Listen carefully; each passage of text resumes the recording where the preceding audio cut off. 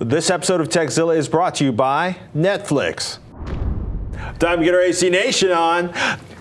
Ta-da! Is this the television to beat for the year of 2012? It is in my mind. Okay. I'd like to say hello and introduce the Panasonic TC-P65VT50.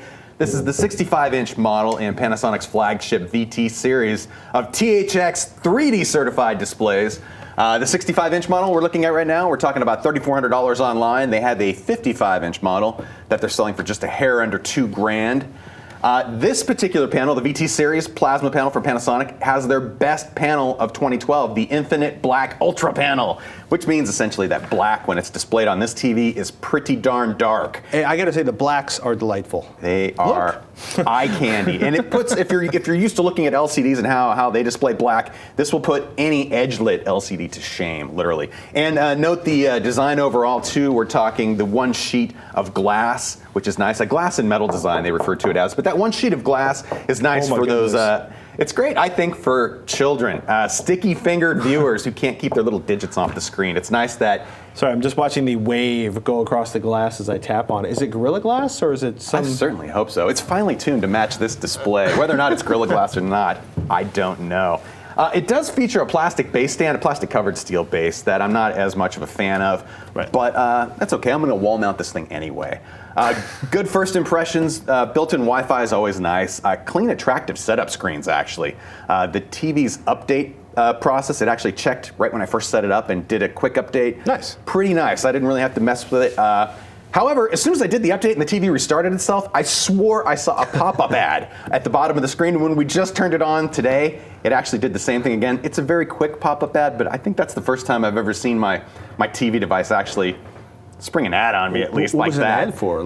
For Panasonic product. Oh, okay. And it was a quick lower third, and it went away really quickly, so I'm not screaming and pulling my hair out. You can buy more of our gear. Exactly. Surprisingly good sound as well for a very thin TV. The panel itself is about 2 inches thick. Panasonic features something called an 8-train dome-style micro speaker with reflectors in these skinny little packages that are about 8 millimeters thick. Wow. And there's a pair of those for each speaker. And it incorporates something called the Super Slim subwoofer at 22 millimeters thin that fills in the bass response. Overall, I didn't even look any of this up until I started noticing how good the sound quality was coming out of the TV. For TV speakers, I'm going to turn those off as well and use external 5.1 surround sound, but it sounds really good.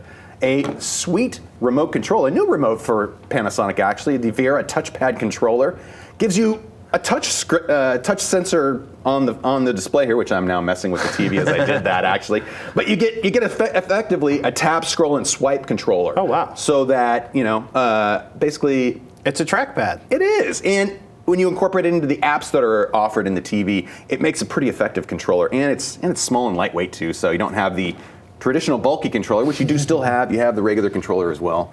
But the new controller, I really do have to say, the touchpad controller is pretty sweet. Bluetooth enabled, and it does do a link process right at the beginning of the setup. Nice. That actually went pretty well too. Also, this TV is stuffed with apps, but it's a pretty elegant interface, and it incorporates right off the bat a lot of stuff I like to see. Netflix, Amazon Instant Video, and some other stuff too. And they have a marketplace where you can select some other goodies as well.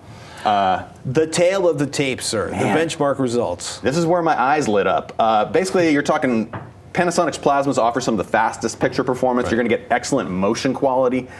It'll even do that crazy video smoothing that LCDs do if you really want it to. But enough of that aside. This is a THX 3D certified display, and its factory calibrated cinema preset was pretty decent, actually.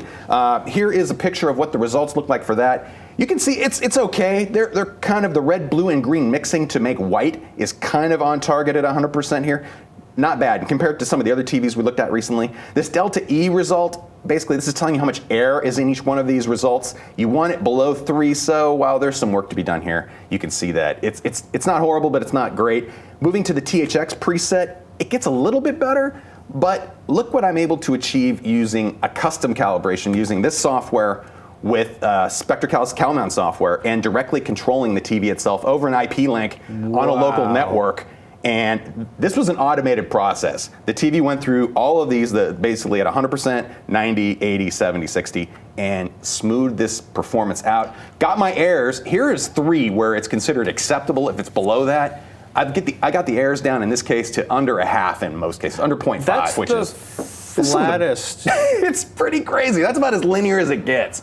And more importantly, this was a real serious time saver for me. I spent less time getting the TV to look right and more time evaluating what it was doing on screen, which was great. I got to take a look at things like video processing, scaling, and other aspects of picture quality.